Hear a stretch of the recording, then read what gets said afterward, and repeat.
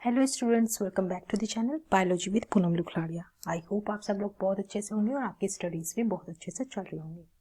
आज इस वीडियो में हम पैरासेक्सुअलिटी इन फंजाई को डिस्कस करेंगे।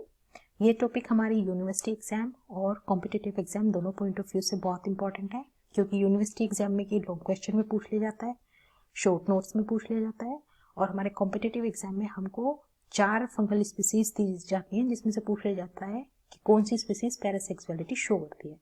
तो जो इम्पोर्टेंट क्वेश्चंस आए हुए हैं एग्जाम्स में, मैंने वो स्पीसीज को शॉर्ट आउट करके रखा हुआ है, और वो स्पीसीज मैं आपको बता दूंगी, आप उनको अच्छे तरीके से लर्न कर लीजिएगा। ठीक है, तो चलिए स्टार्ट करते हैं पैरासेक्सुअलिटी इन फंजाई। और हाँ, अगर आप लोगों ने होमोथेलिज्म नहीं देखा है, कि वीडियो नहीं देखी है, वो मैंने इससे पहले करवाई है, तो आप ऐसे कीजिएगा, आई बटन पे क्लिक करके उस वीडियो को आप देख लीजिएगा, क्योंकि होमोथेलिज्म और हेटेरोथेलिज्म भी हमारे एग्जाम के पॉइंट ऑफ व्यू से बहुत इंपॉर्टेंट है। तो चलिए स्टार्ट करते हैं पैरासेक्सुअलिटी इन फंजाई। पैरासेक्सुअलिटी का मतलब क्या है? यहाँ पे देखो, जो सेक्सुअल रिप्रोडक्शन होता है ना फंजाई में, उसकी रिजेम्बलेंस शो करने वाला जो रिप्रोडक्शन होता है वो पैरासेक्सुअल प्रोसेस होता है ना, और इस कंडीशन को पैरासेक्सुअलिटी कहते हैं। ठीक है, पैरासेक्सुअलिटी में क्या होता है, इसमें वो होता तो सेक्सुअल रिप्रोडक्शन की तरह है, लेकिन उसमें कुछ स्टेप्स जो होते हैं वो डिफरेंट होता है। तो चलिए हम उनको डिटेल में पढ़ते हैं। ओके, सबसे पहले हम इसको एक टेक्निकल डेफिनेशन देख लेते हैं कि parasexuality is defined as a cycle in which plasmogamy, karyogamy and reduction in chromosome numbers by aneuploidy। ये वाली जो लाइन है, ये है जो कि सेक्सुअलिटी को पैरासेक्सुअलिटी से अलग करती है। क्या कि यहाँ पर क्रोमोसोम के अंदर जो रिडक्शन होता है वो मियोसिस से नहीं होता है, वो क्रोमोसोम्स के लॉस करने की वजह से होता है। वो कौन सा प्रोसेस? एन्यूप्लॉइडी। ठीक है, उससे क्या होता है कि हैप्लॉइडाइजेशन हो जाता है। ठीक है, haploidization take place in sequence but at different time और different point in the life cycle of an organism. मतलब है कि यहाँ पे ऑर्गेनिज्म हमारा फंजाई है, फंजाई के अंदर प्लाज्मोगेमी, कैरियोगेमी होगा, रिडक्शन ऑफ द क्रोमोसोम्स जो होगा वो मियोसिस की बजाय एन्यूप्लॉइडी के थ्रू होगा। एन्यूप्लॉइडी में क्या होता है कि क्रोमोसोम का लॉस हो जाता है ना, उसकी वजह से हैप्लॉइड बनता है। इस तरीके के हैप्लोटाइजेशन होता है, और ये जो सीक्वेंस होता है वो डिफरेंट टाइम पे होता है, डिफरेंट लाइफ के पॉइंट्स पे होता है। ठीक है, इसीलिए ये सेक्सुअलिटी से वेरी करता है। अभी मैं आपको डिफरेंस बताऊंगी पैरासेक्सुअलिटी और सेक्सुअलिटी की लाइफ साइकिल में क्या होता है। चलो यहाँ पे देख लेते हैं पहले। ये हमारा यहाँ पे हमारा सेक्सुअल साइकिल, और यहाँ पे हमारा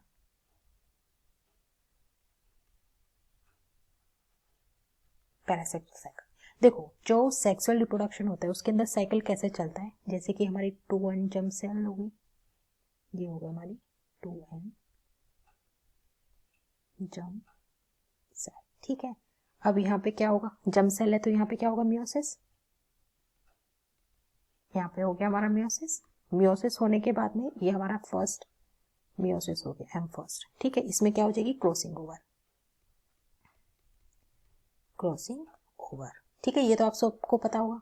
अब मियोसिस फर्स्ट के बाद में मियोसिस सेकंड होता है। ठीक है, मियोसिस सेकंड में क्या होता है, यहाँ पर अब रिडक्शन यहाँ पे हो गया, तो अब यहाँ पर क्या होता है, यहाँ पे माइटोसिस वाला प्रोसेस होता है। मियोसिस सेकंड जो होता है वो माइटोसिस होता है, और उससे क्या होते हैं कि हमारे यहाँ पे 4 नंबर 4 हमारे यहाँ पे 4 प्रोजीनीज बन जाती है। ठीक है ना। फिर ये जो प्रोजीनी होती है, ये सपोज ये मेल है, ये फीमेल के साथ में फ्यूज करके क्या बनाएगी, जायगोट। और ये जायगोट के अंदर अगर माइटोसिस होता है तो ये तो हो जाएगा, हम ये माइटोसिस किसमें मिलता है, ये हमारा एनिमल्स में और प्लांट्स में। ठीक है, अगर यहाँ पर मियोसिस हो तो वो किस में मिलता है, फंजाई में। ठीक है, जाइगोट के अंदर माइटोसिस हो गया तो वो कहाँ पे मिलता है, एनिमल्स और प्लांट्स में। और जाइगोट में जो मियोसिस होता है वो कहाँ पे मिलता है, फंजाई में। फंजाई में इस तरीके का सेक्सुअल रिप्रोडक्शन होता है। लेकिन जो पैरासेक्सुअल साइकिल होता है उसमें क्या होता है, जर्म सेल्स हो गई हमारी, ये जर्म सेल्स, ठीक है, जर्म सेल्स हमारा 2n बन गया, 2n है हमारी जर्म सेल, ठीक है। अब यहाँ पे क्या होगा, मियोसिस की बजाय सीधा माइटोसिस, क्या हो गया, माइटोसिस। माइटोसिस के बाद में यहाँ पे बना रिकॉम्बिनेशन, माइटोसिस के बाद में रिकॉम्बिनेशन हुआ, रिकॉम्बिनेशन के बाद में यहाँ पे क्या हो गया, loss of chromosome, loss of chromosome कैसे, एन्यूप्लॉइडी के थ्रू। एन्यूप्लॉइडी में क्या होता है, 2n माइनस n, है ना। तो यहाँ पे एन्यूप्लॉइडी हो गया, तो अब ये जो डिप्लॉइड जो था हमारा, ये अब क्या बन गया, हैप्लॉइड। तो यहाँ पर एन्यूप्लॉइडी के थ्रू क्या हो गया, हैप्लोटाइजेशन, ठीक है। यहाँ पे क्या हो गया, हैप्लोटाइजेशन हो गया। इस तरीके से हमारा ये पैरासेक्सुअल साइकिल होता है, ठीक है। तो पैरासेक्सुअल साइकिल में हम अगर एक तरीके से स्टेप्स देखने लगे तो हमारे क्या स्टेप्स होते हैं, 3 स्टेप्स होते हैं। कौन से, एक तो प्लाज्मोगेमी, प्लाज्मोगेमी में क्या होता है, प्लाज्मा सेल, जैसे ये 2 सेल है, ठीक है, ये दोनों सेल एक दूसरे के पास आएंगे, अट्रैक्ट करेंगे, और ये क्या होगा, एक दूसरे के साथ फ्यूज कर जाएंगे। ये इसका न्यूक्लियस और ये इसका न्यूक्लियस, तो ये तो हो गया प्लाज्मोगेमी। प्लाज्मोगेमी के बाद में क्या होगा, ये सेल ऐसे आ गई, ये 2 न्यूक्लियस, अब ये दोनों न्यूक्लियस फ्यूज हो जाएंगे, ठीक है, एक दूसरे के साथ में फ्यूज हो जाएंगे। ये होगा हमारी कैरियोगेमी। कैरियोगेमी होने के बाद में यहाँ पे माइटोसिस होगा, ठीक है, माइटोसिस होगा, मतलब ऐसे ही बहुत सारी सेल्स बनेंगी। सेल्स बनने के बाद में क्रोमोसोम नंबर में लॉस हो जाएगा, एन्यूप्लॉइडी हो जाएगी, और इससे हमारी फिर प्रोजेनी बनेगी, ठीक है। तो इस वाला जो प्रोसेस होता है, जो साइकिल होता है, उसको हम पैरासेक्सुअल साइकिल कहते हैं, ठीक है। तो इतना समझ में आ गया पैरासेक्सुअलिटी क्या होता है। पैरासेक्सुअलिटी जो होता है वो एक तरीके का साइकिल होता है कुछ फंजाई के अंदर, जिसमें कि प्लाज्मोगेमी, कैरियोगेमी होती है, और क्रोमोसोम नंबर जो होते हैं वो रिड्यूस हो जाते हैं एन्यूप्लॉइडी प्रोसेस के थ्रू, उनमें हैप्लॉइडाइजेशन हो जाता है, ठीक है। और ये जो सीक्वेंस होता है वो डिफरेंट टाइम पे और डिफरेंट पॉइंट पे होता है किसी भी फंजाई की लाइफ साइकिल में, ठीक है। अब इस पैरासेक्सुअलिटी को सोमेटिक रिकॉम्बिनेशन भी कहते हैं। अगर आपके एग्जाम में पूछ ले शॉर्ट नोट सोमेटिक रिकॉम्बिनेशन के ऊपर, तो आप पैरासेक्सुअलिटी का एग्जाम्पल दे सकते हैं, ठीक है। अब आता है मेन पॉइंट, किसको सबसे पहले रिपोर्ट किसने किया, that was first time reported by Pontecorvo Roper in 1953। 1953 में पोंटेकार्वो और रैपर ने इसको रिपोर्ट किया था, ठीक है, किसके अंदर, फिलामेंट फंजाई के अंदर। नाम क्या था उसका, एस्परजिलस न्यूट्रुलेंस, ठीक है। एस्परजिलस न्यूट्रुलेंस के अलावा भी बहुत सारे फंजाई हैं जिनके अंदर की पैरासेक्सुअलिटी को डिफरेंट साइंटिस्ट ने देखा था, लेकिन फर्स्ट टाइम जो रिपोर्ट किया गया था that was done by the Pontecorvo Roper in 1952। कौन सी स्पीसीज में, एस्परजिलस न्यूट्रुलेंस में। और एस्परजिलस न्यूट्रुलेंस की जो इम्परफेक्ट स्टेज होती है दैट इज इमेरिसेला न्यूट्रुलेंस।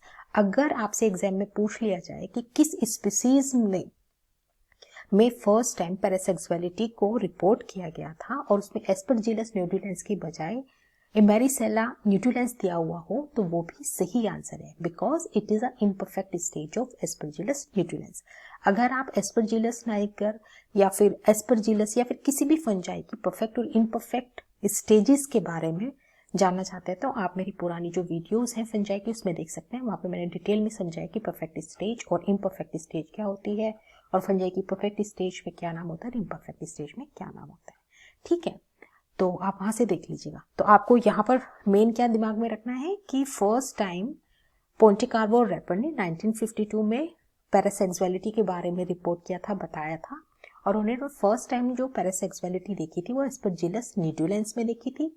इसकी जो इम्परफेक्ट स्टेज होती है वो होती है इमेरिसेला न्यूट्रुलेंस।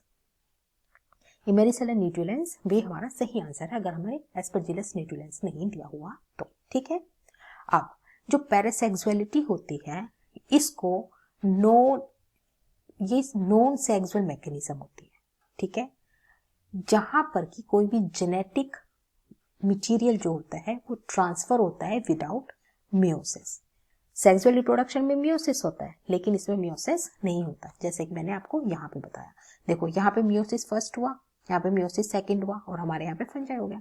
लेकिन पैरासेक्सुअल साइकिल में मियोसिस नहीं होता है। यहाँ पे क्या होता है, माइटोसिस होता है, फिर रिकॉम्बिनेशन होता है, फिर क्रोमोसोम का लॉस हो जाता है न्यूक्लियोइड के थ्रू, और इससे हमारे हैप्लॉइड्स बन जाते हैं, ठीक है। तो ये हमारा पूरा का पूरा पैरासेक्सुअलिटी के बारे में। ठीक है, अब और इम्पोर्टेंट पॉइंट कि जो पैरासेक्सुअलिटी होती है ये ड्यूटेरोमाइसिटीज के मेंबर में कॉमनली पाई जाती है। कॉमनली कहाँ मिलती है? ड्यूटेरोमाइसिटीज के मेंबर में। कुछ एस्कोमाइसिटीज और बेसिडियोमाइसिटीज में भी देखी गई है। ठीक है, लेकिन फाइकोमाइसिटीज में टोटली डिफरेंट एब्सेंट होती है। फाइकोमाइसिटीज के मेंबर्स में कहीं पे भी किसी भी मेंबर में आपको पैरासेक्सुअलिटी देखने को नहीं मिलेगी। ड्यूटेरोमाइसिटीज के मेंबर्स में आपको कॉमनली मिलेगी। तो आपके दिमाग में एक क्वेश्चन क्लियर हो गया कि जितने भी हमारे एग्जाम में क्वेश्चन पूछे जा सकते हैं वो ड्यूटेरोमाइसिटीज के हो सकते हैं, है ना। एस्कोमाइसिटीज और बेसिडियोमाइसिटीज के कुछ मेंबर्स में मिलती है। ठीक है, तो ड्यूटेरोमाइसिटीज में कॉमन होती है, फाइकोमाइसिटीज में बिल्कुल भी पैरासेक्सुअलिटी नहीं होती है। एस्कोमाइसिटीज और बेसिडियोमाइसिटीज के कुछ मेंबर्स में मिलती है, जो कि मैं अभी आपको एग्जांपल्स करवाऊंगी जो एग्जाम में पूछे गए हैं। उन स्पीसीज के नाम लिखवा दूंगी, उनको आप बिल्कुल अच्छे तरीके से लर्न कर लीजिएगा। ठीक है, उसी में से हो सकता है कि क्वेश्चन पूछा जाए, मुझे लगता नहीं है उसके बाहर का कोई क्वेश्चन होगा। ठीक है, तो अभी तक जो भी पढ़ा हमने आपको समझ में आ गया है ना। एक बार मैं फिर से रिवाइज करवा देती हूँ। पैरासेक्सुअलिटी क्या है? ये एक तरीके का सोमेटिक रिकॉम्बिनेशन होता है जिसका जो सीक्वेंस होता है, स्टेप्स जो होते हैं पैरासेक्सुअल रिप्रोडक्शन में, उसमें ये होता है कि प्लाज्मोगेमी, कैरियोगेमी और रिडक्शन इन क्रोमोसोम नंबर।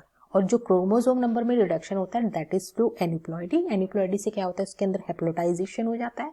और ये जो सीक्वेंस होता है प्लाज्मोगेमी, कैरियोगेमी और रिडक्शन इन क्रोमोसोम नंबर जो होता है ये डिफरेंट टाइम में डिफरेंट पॉइंट में होता है किसी भी फंजाई के। ठीक है, इसको फर्स्ट टाइम पोंटेकार्पो और रेपर ने 1952 में एस्परजिलस निडुलेंस के अंदर देखा था। एस्परजिलस निडुलेंस की अगर इम्परफेक्ट स्टेज के बारे में आपसे बोल दें कि इमर्सेला निडुलेंस में होता है कि नहीं, तो आप उसका आंसर हाँ बोलेंगे। ठीक है, पैरासेक्सुअलिटी जो होती है वो नॉन सेक्सुअल मैकेनिज्म होती है। वो क्यों होती है वो मैंने डिफरेंस आपको फ्लो चार्ट में बता दिया।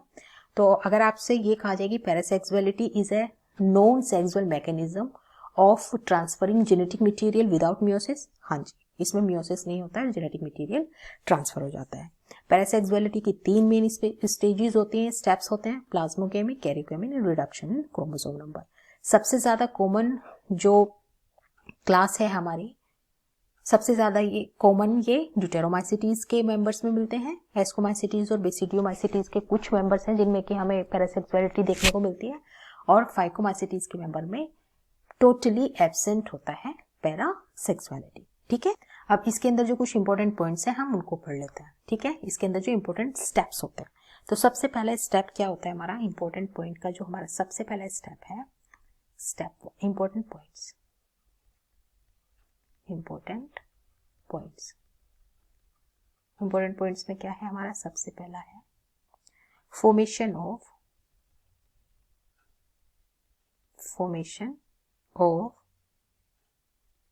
हेट्रोकैरियोटिक mycelium. Heterokaryotic mycelium, hetero different, karyotic मतलब nucleus. Formation of heterokaryotic mycelium यानी कि यहाँ पे क्या होगा? सबसे पहला प्रोसेस क्या पढ़ा था हमने? प्लाज्मोगेमी। प्लाज्मोगेमी मतलब दो डिफरेंट माइसीलिया, ये दो डिफरेंट माइसीलिया आकर के फ्यूज हो गए। ठीक है, जैसे ये इसका न्यूक्लियस हो गया, ये इसका न्यूक्लियस हो गया, अब ये दोनों फ्यूज हो जाएंगे।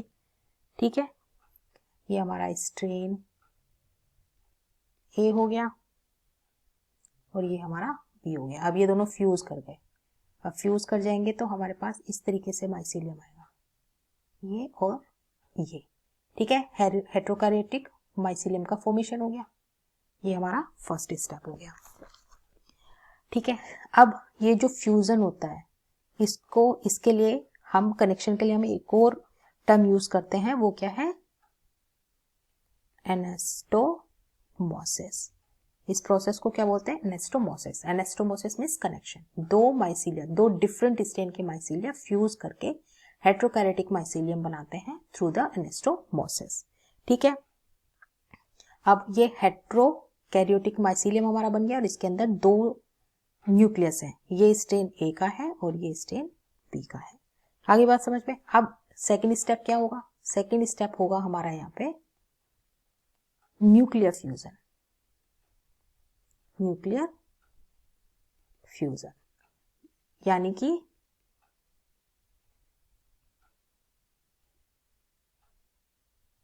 कैरियोगेमी। गैमी का मतलब होता है फ्यूजन। ठीक है, कैरियोगेमी होगा।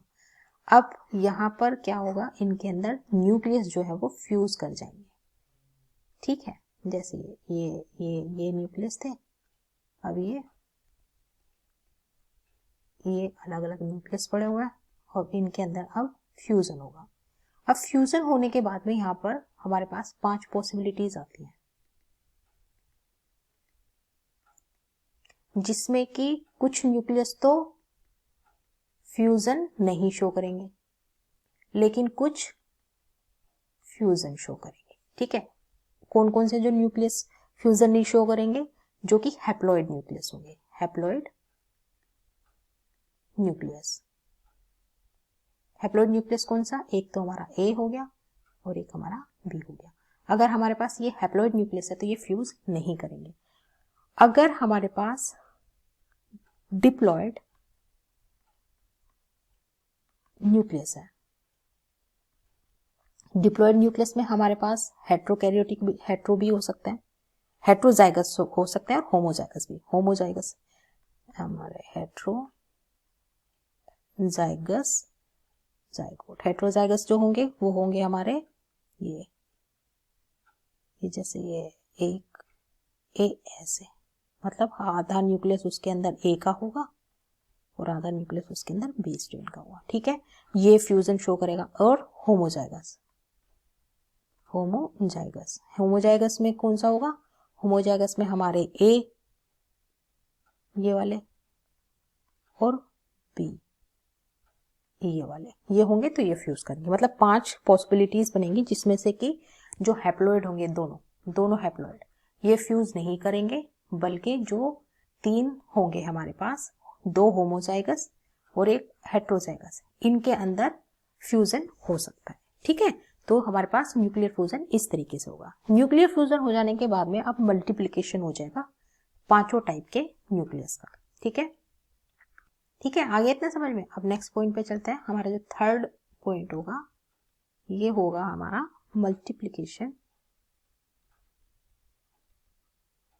Multiplication of all 5 nuclei. अब मल्टीप्लिकेशन हो जाएगा इनका, माइटोसिस हो जाएगा, ठीक है।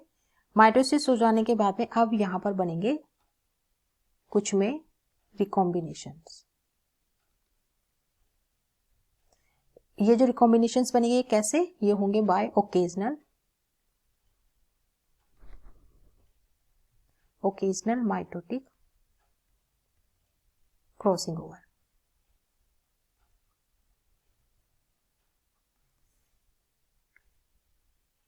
तो नेक्स्ट होगा हमारा मल्टीप्लिकेशन के बाद में रिकॉम्बिनेशन। तो रिकॉम्बिनेशन क्या होगा, ओकेजनल माइटोटिक क्रॉसिंग ओवर, ठीक है। ओकेजनल माइटोटिक क्रॉसिंग ओवर होगी। तो यहाँ पर अब जो हमारे स्ट्रेन के जो न्यूक्लियस होंगे वो कुछ इस तरीके के होंगे हमारे, ये हैप्लॉइड ए स्ट्रेन बी है ना, ये ए बी, और ये कुछ होंगे हमारे पास हेट्रो, कुछ हमारे पास हेट्रो, ठीक है। ये आ गया हमारे पास न्यूक्लियस, ठीक है। ये पैरासेक्सुअलिटी का सबसे ज्यादा इंपॉर्टेंट पॉइंट है, ठीक है, क्योंकि ओकेजनल रिकॉम्बिनेशन से ए और बी डिप्लॉयड जाइगोट्स बनते हैं। यही ए और बी डिप्लॉयड जाइगोट जो होता है ये नया कॉम्बिनेशंस बनाता है, ठीक है। तो ये इससे ये जो बना है ये न्यू कॉम्बिनेशन है, न्यू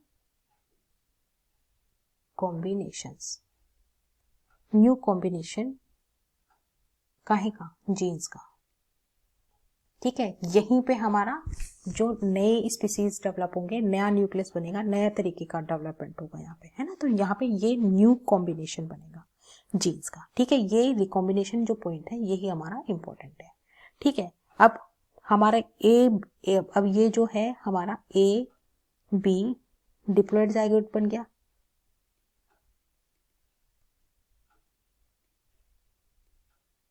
ये हमारा डिप्लॉयड जाइगोट बन गया। अब हमारा फोर्थ के बाद में आता है हमारा फिफ्थ स्टेप। फिफ्थ है हमारा शॉर्टिंग ऑफ डिप्लॉयड न्यूक्लियस।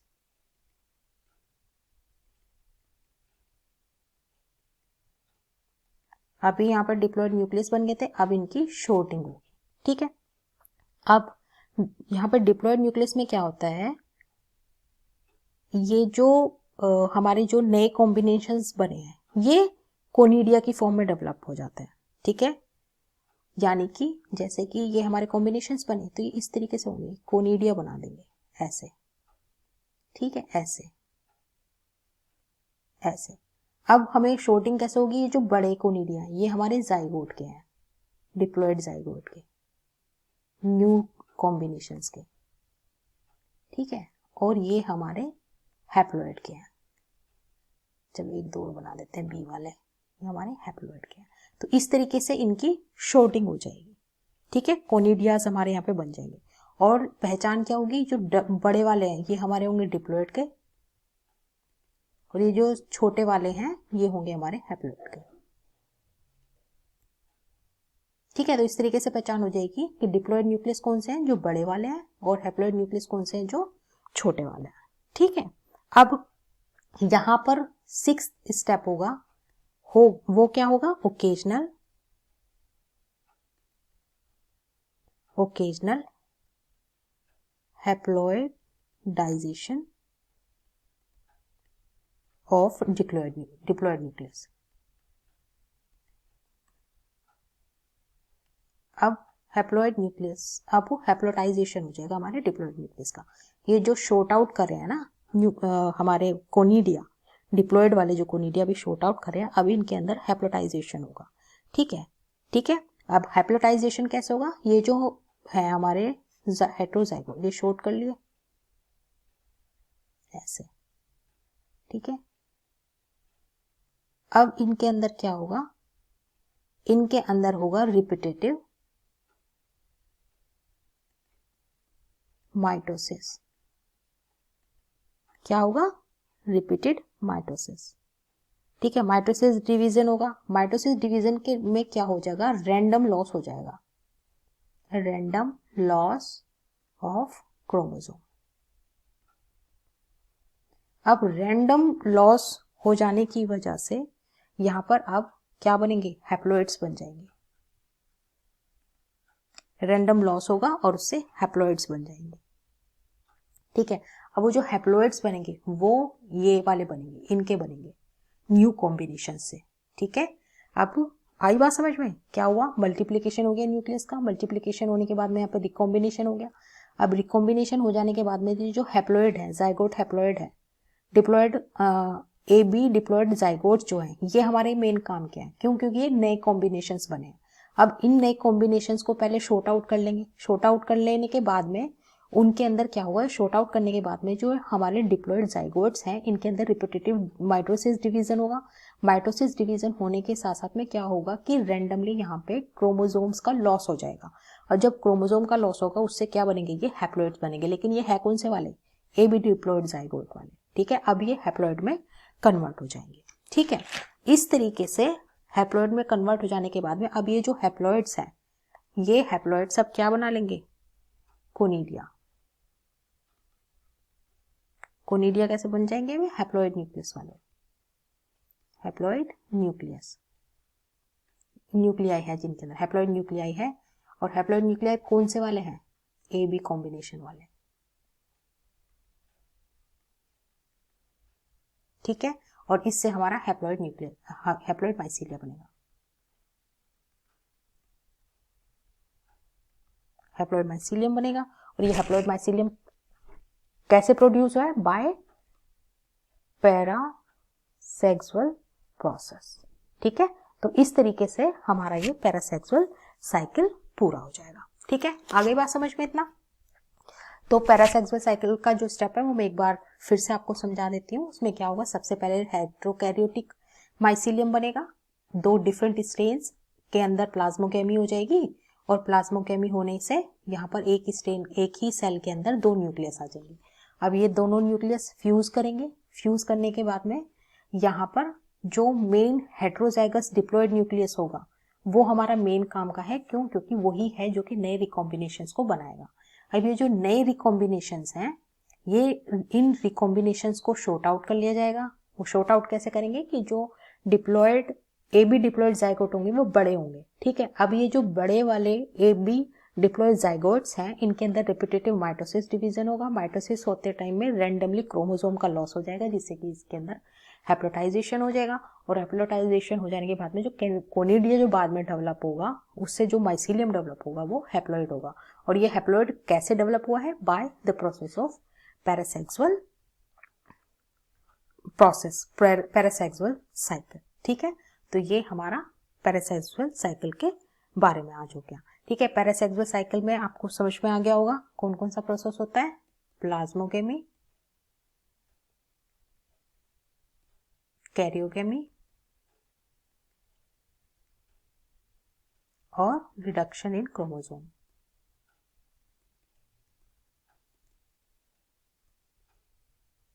ठीक है। और इसके अंदर दो मेन प्रोसेस होते हैं। क्या होते हैं? एक तो होता है, एक तो इसमें हो जाता है वो क्या था वो, एनास्टोमोसिस यानी कि कनेक्शन। एनास्टोमोसिस ये ये एनास्टोमोसिस यानी कि कनेक्शन। और कनेक्शन होने के बाद में यहाँ पर हमारा ये हो गया म्यूटेशन, है ना। रिकॉम्बिनेशन जो नए बने हैं, यहाँ पे ये हो गया हमारा म्यूटेशन। यहाँ पे 6 वाले पॉइंट में हमारा म्यूटेशन हो गया। तो इस तरीके से हमारा पैरासेक्सुअल साइकिल रन करता है, ठीक है। तो अब कुछ इंपॉर्टेंट स्पीसीज जो कि हमारे कॉम्पिटिटिव एग्जाम में पूछी गई है। ये कुछ इंपॉर्टेंट स्पीसीज हैं जो कि पैरासेक्सुअलिटी शो करती है। कब? Under controlled conditions. कैसी कंडीशंस में? Control condition. कंट्रोल कंडीशन से मतलब क्या है हमारा? लेबोरेटरी में। मतलब लेबोरेटरी में हम इन स्पीसीज के अंदर पैरासेक्सुअल साइकिल रन कर सकते हैं। अब पैरासेक्सुअल साइकिल को रन करने की क्या जरूरत है? पैरासेक्सुअल साइकिल को कंट्रोल कंडीशन में रन करके हम डिजायर स्ट्रेन को पा सकते हैं, क्योंकि ये कुछ स्ट्रेन्स हैं जो कि हमारे कमर्शियल पर्पज से बहुत ज्यादा इंपॉर्टेंट है, ठीक है। तो पैरासेक्सुअल साइकिल को रन करके कंट्रोल कंडीशन में हम डिजायर्ड स्पीसीज को डेवलप कर सकते हैं, जो कि हमारे कमर्शियली इंपॉर्टेंट होती है। अब ये कुछ इंपॉर्टेंट स्पीसीज हैं जो कि हमारे एग्जाम के पॉइंट ऑफ व्यू से इंपॉर्टेंट है और पूछी गई है, ठीक है। फर्स्ट है फ्यूजेरियम वर्टिसिलॉइड्स। इसी को फ्यूजेरियम मोनिलिफॉर्मी भी कहते हैं, ठीक है। दूसरी है Penicillium roqueforti. Penicillium roqueforti, Verticillium alboatrum, Verticillium dahliae, Pseudocercosporella, herpotrichoides. देखो पढ़ के बताती हूँ। स्यूडो सेरकोस्पोरेला, हर्पोट्रिकोइड्स, ठीक है। Ustilago scabiosae, Magnaporthe grisea, Cladosporium flavum, Candida albicans और कैंडिड ट्रोपिकैलिस। कैंडिडा होगा, कैंडिडा ट्रोपिकैलिस, ठीक है। ये कुछ इंपॉर्टेंट स्पीसीज हैं जो कि एग्जाम्स में पूछी गई हैं, कॉम्पिटिटिव एग्जाम में पूछी गई हैं कि ये स्पीसीज मतलब कौन सी स्पीसीज है जो कि कंट्रोल्ड कंडीशंस में पैरासेक्सुअल साइकिल परफॉर्म करती है, ठीक है। तो इनको आप बिल्कुल अच्छे तरीके से लर्न कर लीजिएगा। तो आई होप आज इस वीडियो में जो हमने पैरासेक्सुअल साइकिल के बारे में पढ़ा है, कुछ इंपॉर्टेंट फंजाई के बारे में पढ़ा है जो कि पैरासेक्सुअल साइकिल परफॉर्म करते हैं कंट्रोल कंडीशंस में, वो आपको समझ में आ गया होगा। नहीं समझ में आया है तो आप मुझे कमेंट बॉक्स में अपना क्वेश्चन लिख सकते हैं, मैं उसको आंसर करने की पूरी कोशिश करूंगी। और अगर आप इस चैनल पे नए हैं, kindly do subscribe, don't forget to press bell icon so that you can get notification whenever I post my new videos. So thank you for watching. Take care. God bless you all.